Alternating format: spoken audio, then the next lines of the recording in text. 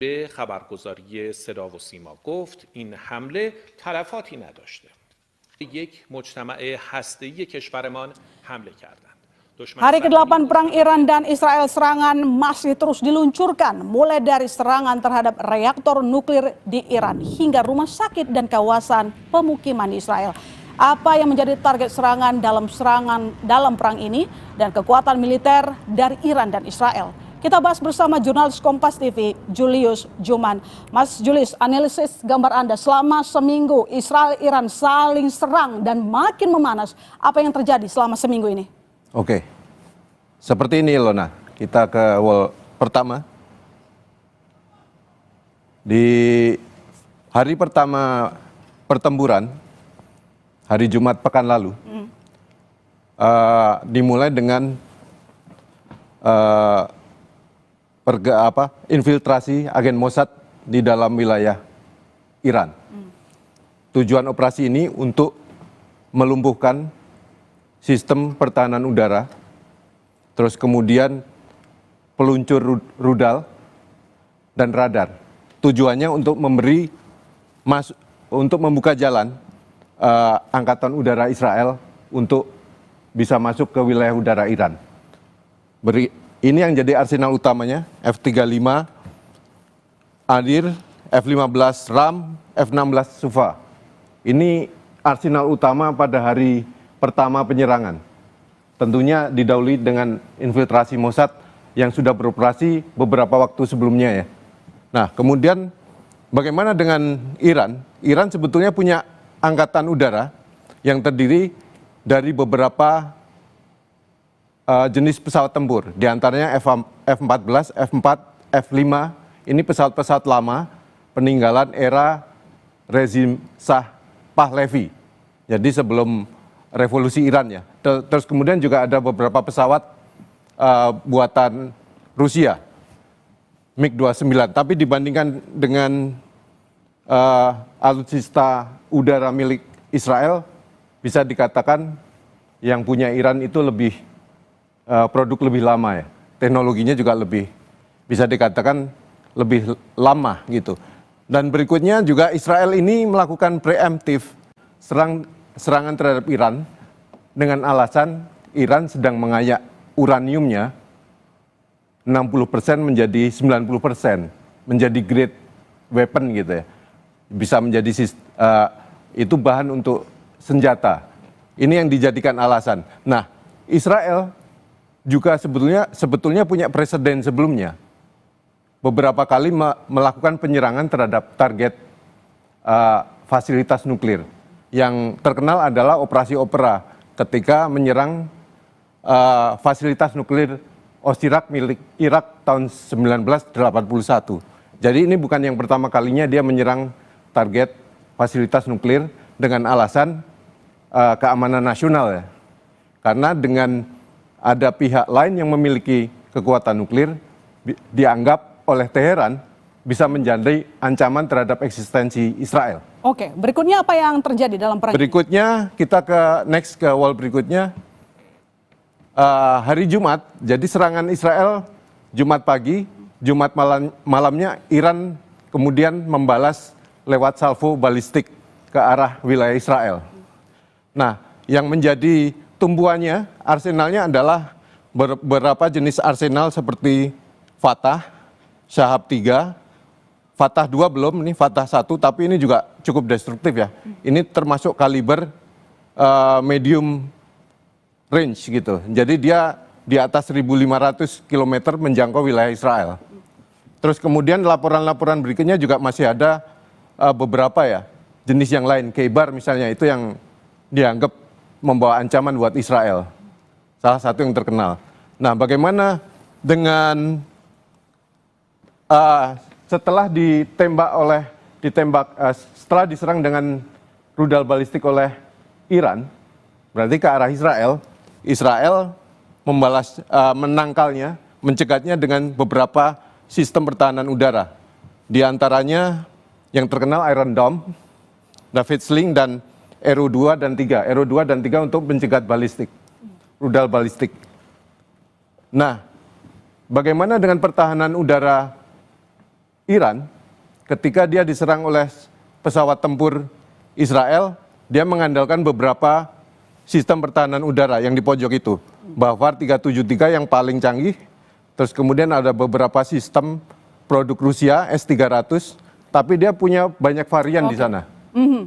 Nah, berikutnya Israel sendiri untuk ofensifnya dia punya beberapa jenis balistik. Oke. Jericho 2, 3, dan LoRa. Dan Masih ada beberapa yang lain. masih ada beberapa lainnya, mungkin selanjutnya, Mas. Selanjutnya, tahapan berikutnya ada fase ketika memasuki fase ini. Israel memegang superioritas udara ketika sistem pertahanan udara Iran di wilayah Iran sudah mulai banyak yang dilumpuhkan. Sehingga pesawat-pesawat Israel leluasa bergerak di wilayah Iran. Dan mereka memburu beberapa target militer penting ya. Dari hari ke-1, 2, 3, 4 itu beberapa kunci sudah. Aset militer gudang, radar, pertahanan udara, terus kemudian markas tentara, markas Garda Revolusi Iran, berikut dengan pemimpin-pemimpinnya ya. Pemimpin-pemimpin kuncinya. Oke, berikutnya? Nah, pada tahap ini Iran masih terus melawan dengan menembakkan balistik ke arah Teheran. Dan seringkali memang kewalahan. Nah, bagaimana membuat Israel kewalahan? Salah satunya dengan meluncurkan drone yang dianggap sebagai decoy untuk mengacukan sistem pertahanan Israel. Dan kemudian decoy itu pengalih perhatian, sistemnya kewalahan, terus kemudian Iran menembakkan rudal balistiknya sehingga sulit untuk ditangkal. Slide berikutnya apakah menunjukkan bahwa kekuatan dari Israel sama berkurangnya seperti Iran? Silakan Mas Julius. Berikutnya kita ke slide berikutnya. Nah, situasinya sekarang mungkin bisa dikatakan Israel unggul superioritas udara tadi, dia punya keuntungan taktis dan strategis ya. Dia leluasa untuk mencari target, artinya Iran masih bisa melawan dengan pertahanan udaranya tapi sifatnya minor gitu. Tapi untuk balistiknya dia tetap sampai hari ini dia masih bisa menembak ke arah Teheran dengan jumlah yang dan dampaknya dahsyat juga. Nah, situasinya seperti ini sekarang. Isunya adalah Amerika Serikat mulai menimbang untuk ikut cawe-cawe, ikut Israel untuk berperang melawan Iran. Dengan durasi waktu 2 minggu. Ya, dengan target utama yang dijadikan alasan adalah situs nuklir Fordo terutama ya, yang punya instalasi bawah tanahnya mencapai 90 meter. Nah, tidak semua tidak semua sistem senjata yang bisa dipakai untuk mengebom area itu karena saking dalamnya. Nah, situasi ini ternyata juga diikuti oleh pergerakan pasukan AS. Walaupun Trump belum memutuskan untuk ikut menyerang Iran ya, tapi pergerakan beberapa alutsista strategisnya sudah terbaca. Kapal tanker udara, terus kemudian kapal induk Carl Vinson dan Nimitz mendekat ke arah. Unggulan ya Mas? Ini betul, ini 2 kapal induk, satu barusan melewati wilayah Indonesia 3 hari lalu, dia mengarah ke situ.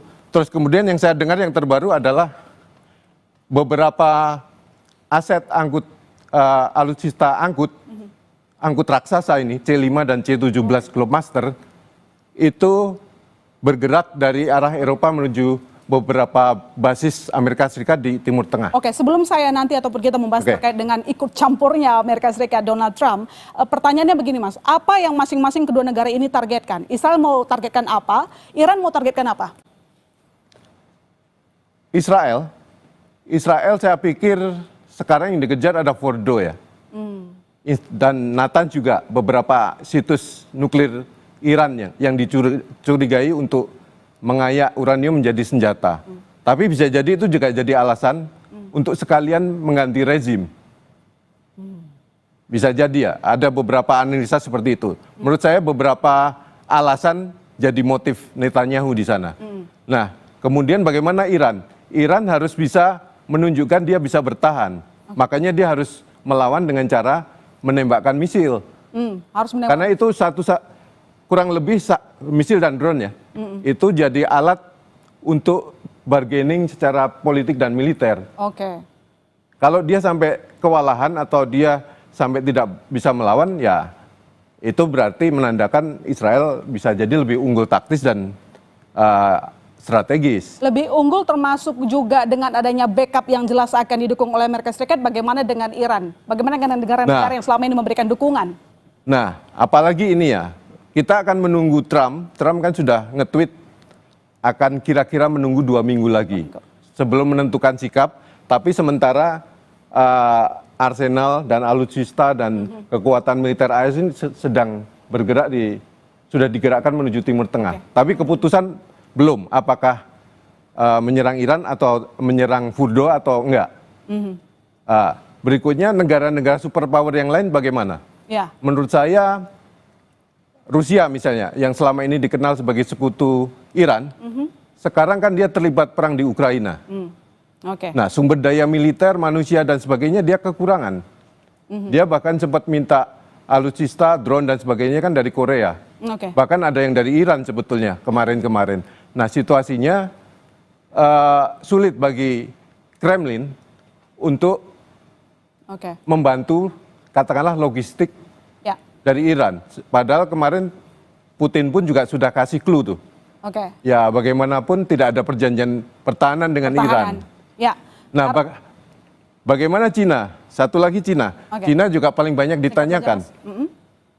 Cina punya kepentingan untuk melawan hegemoni Amerika Serikat di Timur Tengah. Nah, tapi situasi Timur Tengah harus stabil. Dan China nggak boleh menunjukkan dukungan kepada Iran. Betul, dia tidak bisa menunjukkan dukungan kepada salah satu. Itulah problemnya Cina. Ya, harapan kita jangan sampai berlarut-larut meski tampaknya ini masih akan panjang, apalagi adanya negara superpower yang tampaknya akan ikut campur. Terima kasih Mas Julius Suman, jurnalis Kompas TV atas paparannya hari ini. Saudara, Iran mengaku pemerintah China, Rusia, dan Korea Utara sudah menyampaikan kesiapannya untuk mendukung Iran menghadapi perang lawan Israel.